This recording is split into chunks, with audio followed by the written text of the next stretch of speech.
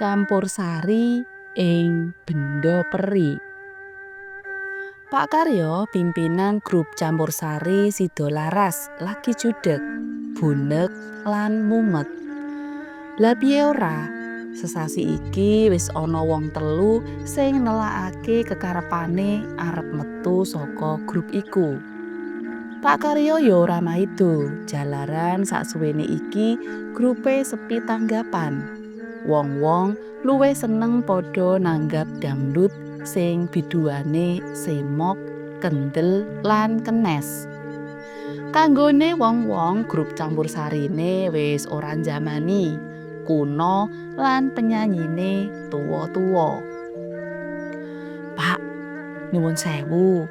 Grupe piyambak niku tansaya dangu tansaya mrepet. Kandhane Marji, anggota Sidolaras kang wis mataun-taun melu ngedekake grup iku. Iya Eji, wis sawetara wektu iki ora ana wong nanggap. Kowe yen arep golek panggautan liyane ya ora apa-apa Ji. Aku ora nggondeli. Tumanggape Pak Karyo nglenggono. Pak Karyo mono ora meksa anggotane tetep ing grup kono, amarga Pak Karyo dhewe ngerti kahanane anggotane mau sing ora duwe pewetu menawa ora ana tanggapan. Saiki anggotane mung ana 3, klebu dheweke, penyanyi siji lan Marji. Kamangka ing taun-taun kepungkur grup Campursari Sidolaras jan manjilo tenan. Larise ora jamak. Prasasat meh saben minggu mesti entuk tanggapan. Malah asring ngedur sesasi ora leren.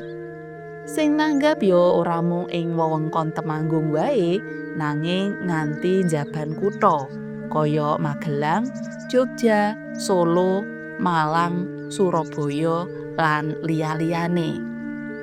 Prasasat wewengkon Jawa Iring Wetan lan Iring Kulon wis tau diambah. Pak Karyo gagas, apa grupe diganti dangdut wae, melu ombyaking jaman. Nanging gagasan mau dikipatake amarga cengkah karo atine. Pak Karyo ora sreg. Dheweke luwih seneng Campursari lan langgam kaya almarhum mantos, kaya isih ana Jawa-Jawane. Ngono panguda rasane. Pak, kula mboten badhe medal kok. Kados menapa kawontenanipun kula tetep tutwuri Pak Karyo. Krungu kandhane Marji kang kaya mangkono mau, Pak Karyo unjal ambegan landung.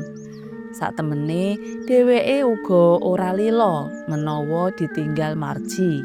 Ananging kepriye maneh, jer kahanane pancen kaya mangkono. Wengi iku kahanan desa tintrim. Udan sing kawit sore durung mendha mahanani hawa sansaya atis. Wong-wong padesan pilih ngruntel ana omahe dhewe-dhewe. Pak Karyo iya nang jero omah sinambi ngrungokake uyon-uyon saka radio dikancani Karti sisihane. Pane, seminggu maneh si Tole arep tes sekolah lan kudu nglunasi SPP-ne. Terus piye yo? Karti nyedhaki sing lanang sinambi ngladekake kopi nasgitel diseleh nang meja. Terus melu lungguhan ana jejere Pak Karyo. Iya mbokne, awake dhewe kudu sabar ngadepi kahanan iki. Kabeh wis ana sing ngatur. Panyaute Pak Karyo sinambi nyeruput kopi karemane. Pikirane tumuju marang anake lanang sing wis kelas 3 SMA. Pak Karyo ngajab sekolahe anake aja nganti mogol. Pak, awake dhewe padha ndedonga marang Gusti, muga-muga ana pepadhang. Pangajake Karti lan terus tumuju papan pesolatan sak perlu ndedonga. Pak Karyo uga banjur menyat bebarengan karo sisihane. Wonge iku wong sakloron padha ndedonga kanthi kusuk masrahake ruwet rentenge sanggane marang pangeran. Lamat-lamat keprungu swara lawang didodhok. Alon-alon Pak Karyo marani lawang banjur dibuka. Ana pawongan lanang tuwa menganggo sarwa putih. Menapa leres niki daleme Pak Karyo ingkang mandhegani grup campursari? Pitakone pawongan mau. Oh, inggih leres, monggo pinarak mlebet. Pak Karyo mbagekake tamune, banjur diajak mlebu omah. Nyuwun ngapunten, panjenengan mriku sinten lan piyantun pundi? Kula kok dereng nate tepang. Pitakone Pak Karyo sakwise tamune iku lungguh. Dipun tepangaken, nami kula Ki Benda. Pangapunten, dalu-dalu kula sowan mriki badhe nyuwun tulung supados benjing tigang dinten malih inggih menika malem Selasa Kliwon. Pak Karyo kadhawuhan paring panglipur campursari wonten dalem kula. Kanthi micara pawongan mau nepungake jenenge lan ngandharake kekarepane. Oh, lha nggih Pak, namung grupipun kula namung tiang 3. Kados pundi? Pak Karyo miterang, atine nyicil ayem. Boten dados menapa, Pak. Ingkang baken panjenengan kersa menapa boten. Mengke kersane dipun papak rencang kula. Inggih, Pak, kula sagah. Pak Karyo nyarujuki pirembugan mau lan katon seneng. Cekaking crita, Pak Karyo lan rombongane sida ditanggap ing daleme Pak Benda. Wonge iku bulan katon sumunar padhang. Daleme Pak Benda pranyata ana ing Desa Benda Peri, wewengkon Kabupaten Temanggung. Campursarine katon gayeng. Pak Karyo lan rombongane mongkok awit bisa aweh pasugatan kang maremake Pak Benda. Ora rinoso wayahe wis meh manjing subuh. Pak Karyo lan rombongane pamit mulih marang Pak Benda. Anu Pak, kula mboten saged nyaosi menapa-menapa, namung cepuk niki kula aturi bekta. Isinipun namung kunir.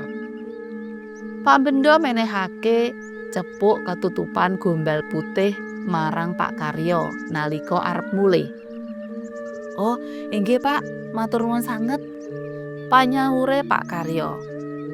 Sabanjure kanthi didherekake rewange, Pak Karyo lan rombongan bali nyang omah sowang-sowang. Amarga saka kesel lan ngantuke tekan omah, Pak Karyo langsung turu. Esuk kuwi Karti arep gugah-gugah sing lanang.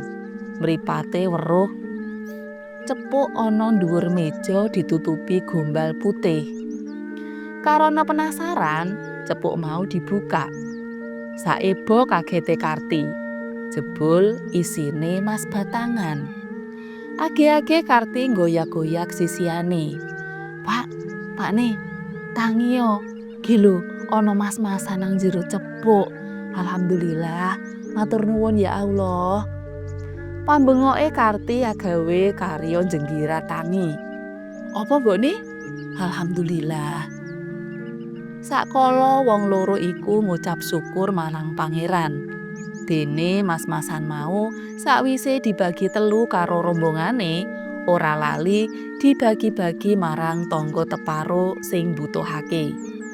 Dina-dina sabanjure Pak Karyo lan Mbok Karti tambah srempeng anggone ngibadah. Pranyata Pangeran Maha Kuwasa ngabulake dongane lantaran ditanggap karo danyange Benda Peri. Nganti saiki dusun Benda Peri isih ana lan crita iki pengalaman kang nyata dik jaman rumuhun. Cutha.